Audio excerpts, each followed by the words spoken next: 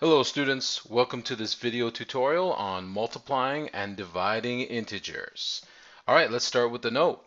When multiplying or dividing integers, you only have to remember these four rules. So I've created a little table here to show the rules. Rule number 1, 2, 3, and 4. So let's read across the first row.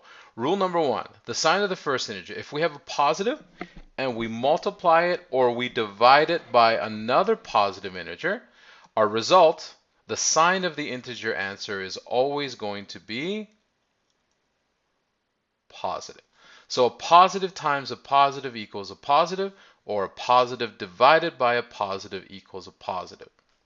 So let's go to rule number 2.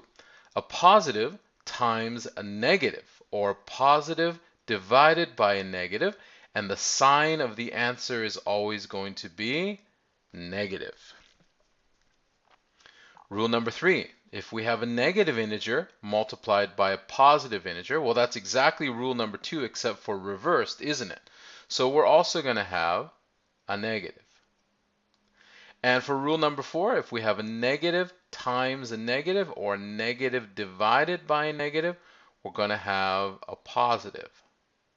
So I want you to have a look at these rules, and then I want you to kind of come up with a rule on your own that will help you if you don't really understand or remember the rule. So if you notice that if the signs are the same, such as rule 1 or rule 4, see how this is a negative and a negative, and in rule 1 it's a positive and a positive, the result is always positive. But if the signs are different, if we have a positive and a negative, as in rule 2, or negative and a positive, as in rule 3, we're always going to get a negative answer. Okay? All right, so how do you use these rules? Well, here are the steps.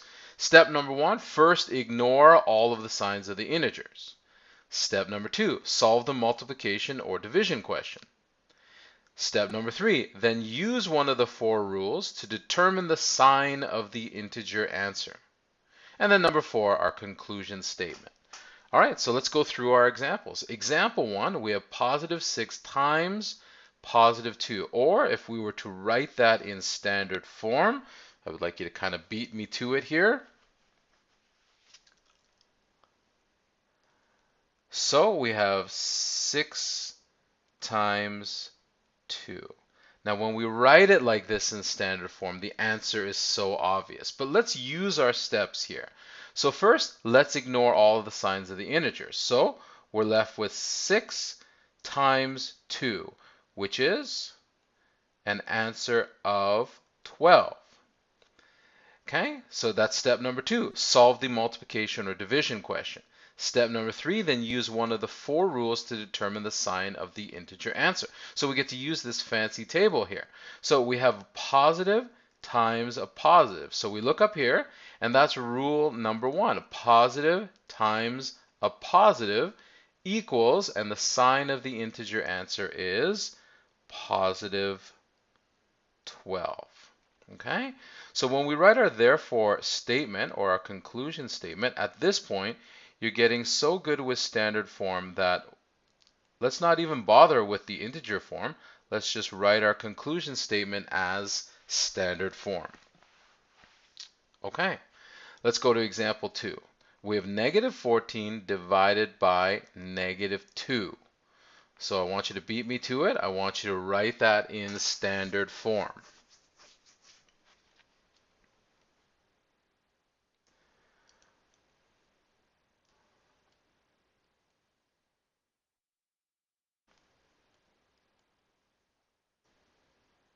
All right, so hopefully you came up with this in standard form, negative 14 without brackets divided by negative 2 with brackets. All right, so step number 1, first ignore all the signs of the integers. So we're left with 14 divided by 2. Step number 2, solve the division question. 14 divided by 2 is 7. Step 3, then use one of the four rules above to determine the sign of the integer answer. All right, so we have a negative divided by a negative. So what rule is that? So if we look on our table here, we have a negative divided by a negative. So that's rule number 4. The answer is going to be a positive. So we're going to put positive 7 here. Then, to get your full marks, I want a conclusion statement. So therefore, we're going to write it in standard form, negative 14 divided by bracket negative 2 equals, and then we'll lose the positive sign and just put 7. Our answer is positive 7. All right, let's go on to example 3. Negative 7 times positive 5. Okay, so first thing, let's rewrite this in standard form.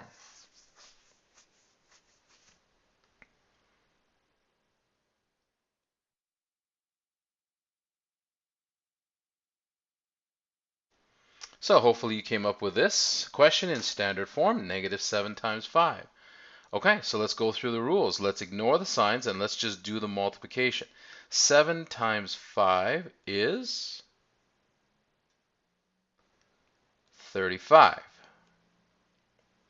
Then we look at the signs. We have a negative times a positive. A negative times a positive. So let's look in our table. What rule is that?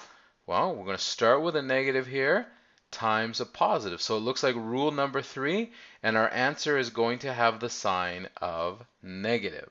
So we put our sign in. So our answer is going to be negative 35.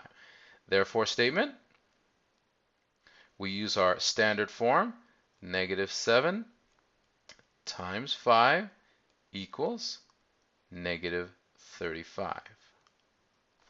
Okay. All right, let's go on to example 4. So hopefully this is, I hope this isn't too complicated, and I hope you're getting it. So if you can stay ahead of me, that would be great. So example 4, we have positive 16 divided by negative 4. So first thing, I'd like you to rewrite the question in standard form.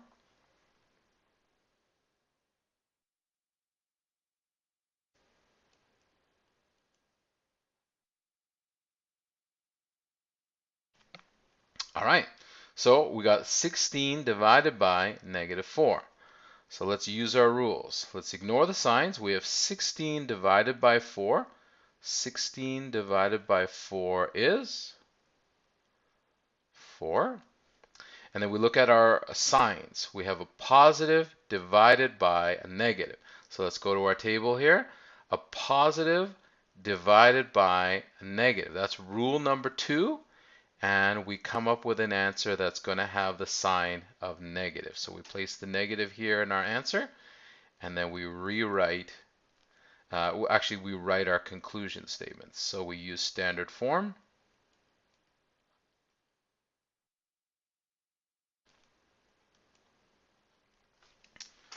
Okay, so the next few examples are very similar. So I'm going to leave those for you to do on your own, but we're going to jump down to example 9 and 10, and where we introduce a new thing here where we have exponents. Okay, so let's go to example 9. Negative 2 squared. Now we have to understand what that means.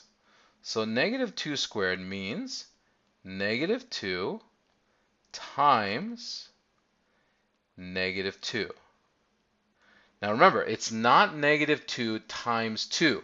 It's negative 2 multiplied by itself twice. So as long as you understand that, as long as you remember that, then the rest is very easy. Okay, so if we ignore the signs, we have 2 times 2, which is 4. And then we have a negative times a negative. Now I can't see the chart anymore, but do you remember that rule? Negative times a negative. I think that's rule 4. A negative times a negative is going to give us a positive answer. So if we rewrite this question, we're going to have, we have to write it in its form that we were given in the question, equals 4. Okay, so when you write your conclusion statement, don't use this. We only wrote this to remind ourselves what negative 2 squared means. Okay, so if we go to example 10, we have negative 3 to the power of 3. So do you remember what that means? That means negative 3 multiplied by itself 3 times. It does not mean negative 3 times 3. That is not correct. Okay? So this is the first time where we're actually multiplying or dividing more than 2 terms together or 2 numbers. So all I want you to do is I just want you to treat this as 2 different questions. So let's do the first part. Okay? Let's do this step first. So negative 3 times negative 3. Well, what is negative 3 times negative 3? Well, 3 times 3 is 9. And then a negative times a negative times a negative is positive.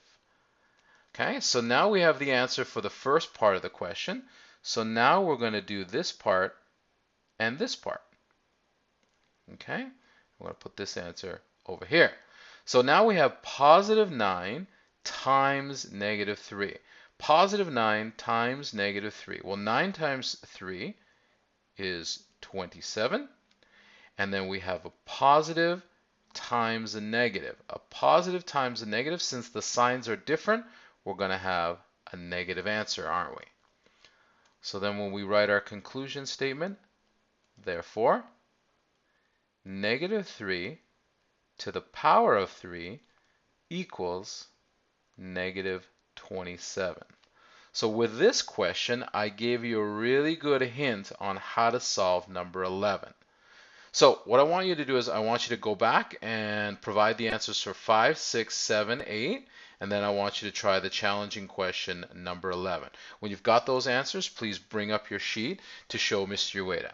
All right, thanks for watching. Bye.